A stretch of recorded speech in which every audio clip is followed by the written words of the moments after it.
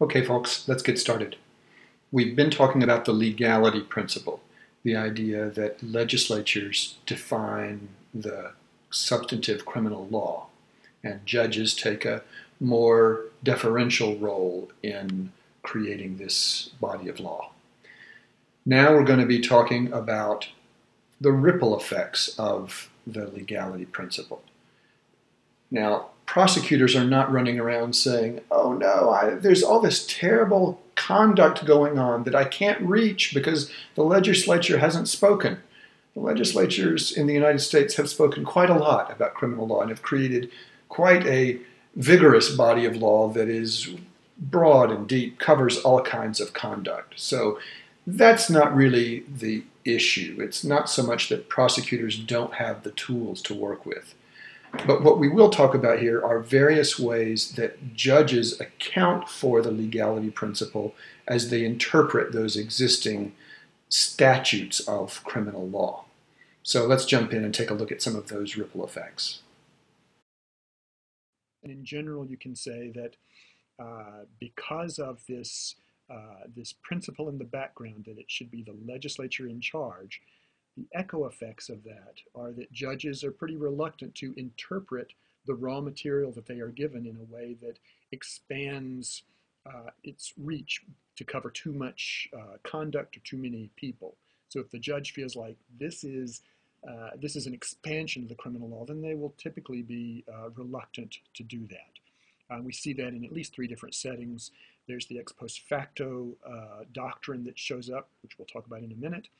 There's a due process constitutional doctrine called the void for vagueness doctrine. And then there is a statutory rule of construction or canon of construction that is called the rule of lenity. And so in all of these areas, you see judges really listening to this legality principle in the background. Now, one example of this reluctance by judges to expand the reach of the criminal law shows up in a famous case, Keeler versus Superior Court from California. Now, this guy was a creep and a dangerous creep. He was a recently divorced man who reacted violently when he learned that his ex-wife was pregnant by another man. And so he sees her at one point, stops her vehicle. When she gets out, he knees her in the stomach, intending to kill the unborn child. This assault fractured the skull of the fetus and killed the child or the unborn child instantly. At 35 weeks, there was a 96% chance of survival outside the womb. Now, plainly, he could be charged with aggravated assault against his ex-wife, against the woman. But could he be charged with murder of a human being? The California Penal Code says that murder is the unlawful and malicious killing of a human being, but it does not define human being. So the court is asked, can we go forward with a murder charge here? And the California Supreme Court says, no, you can't, because this statute was originally passed for the first time in 1850, and then in 1872 it was again put into the state criminal code. And at that point, it was clear under the common law that it did not reach an unborn child. As of 1850 or possibly 1872, the law didn't cover this, and we're reluctant to go forward with, expanding the reach of the criminal law beyond what its original drafters had in mind. Now, lurking in the background here in the Keeler case is something known as the ex post facto doctrine. There are chunks of the U.S. Constitution, Article 1, Section 10 is the most important, that says a state legislature cannot pass an ex post facto law. That is, you can't declare on Tuesday that the thing that somebody did on Monday is now a crime and can be punished. You can't, after the action, change the legal status to make something a crime.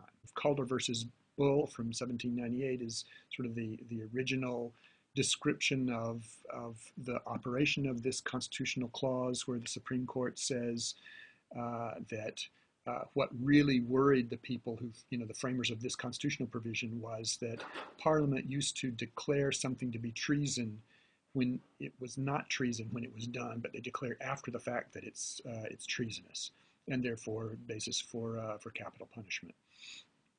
So anything that was not a crime yesterday and you declare it after the fact to be a crime, that's an ex post facto law. And the court in Keeler says if this kind of assault against an unborn child was not a crime in 1872, but we declare it to be a crime now in 1970 after Keeler has already acted, then that could be an ex post facto problem. Going forward for any future cases, the legislature can amend the statute and punish this kind of conduct in the future.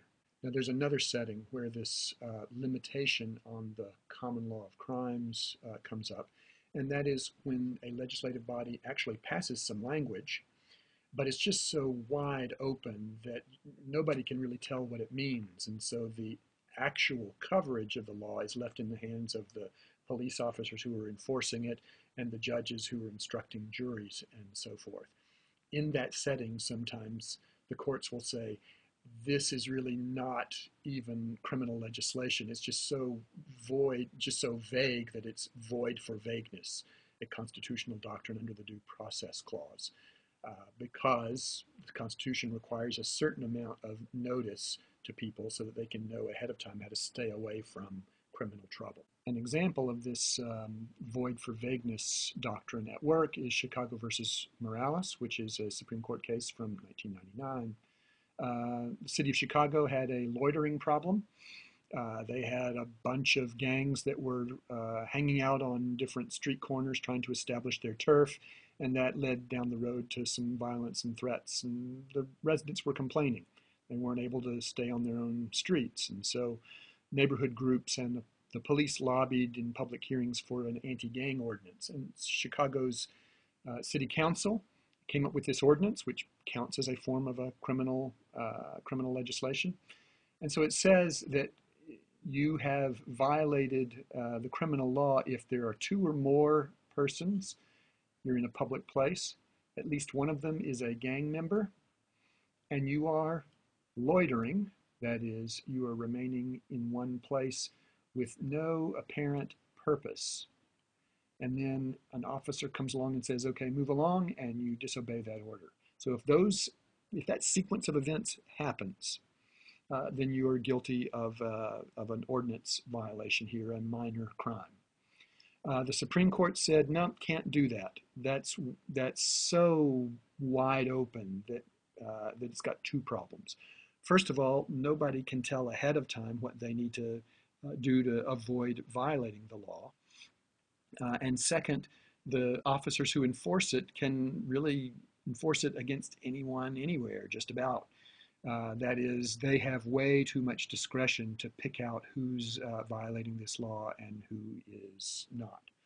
And if you can focus on just this phrase, remaining in one place with no apparent purpose, well, who should the purpose be apparent to? Well, you'd have to say it's the arresting officer. If the officer comes up and says, I don't see what your purpose is, then it's all over. That is, if the officer orders you to disperse and you don't, then you've committed a crime. So the Supreme Court says, void for vagueness, you have to try again.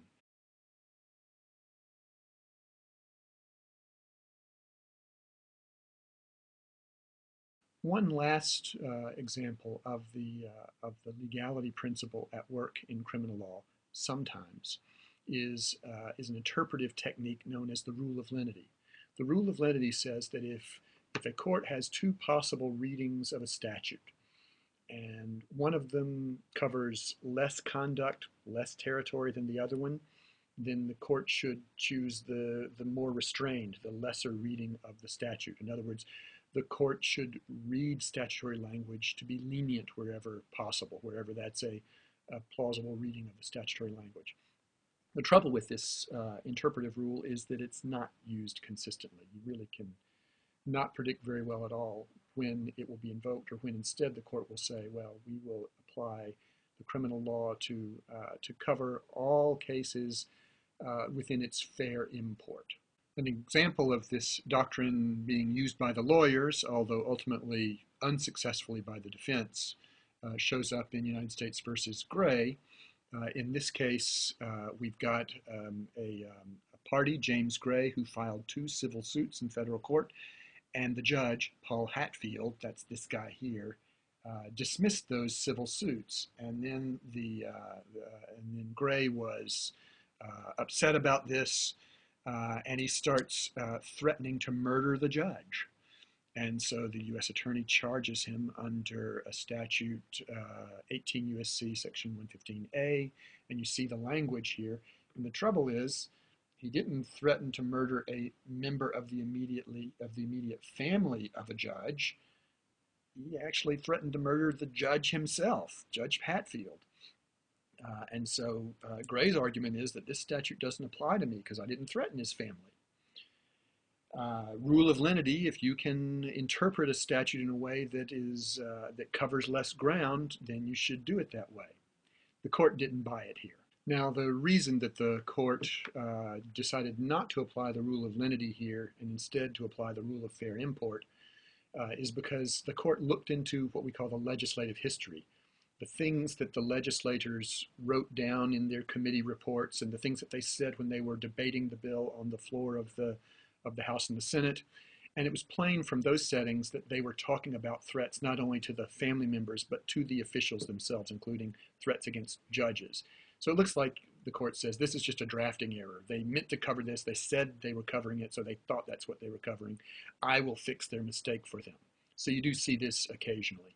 But the whole debate about when the rule of lenity applies is just a modern example of the application of this larger legality principle that says, in general, we try to leave the legislature in charge of defining the scope of the criminal law.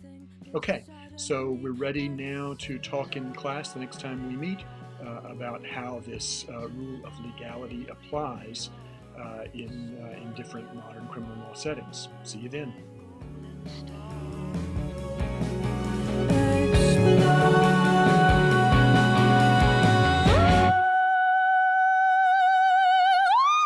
Tonight we are full up, inspired we rejoice. Tonight we are full up, inspired we rejoice like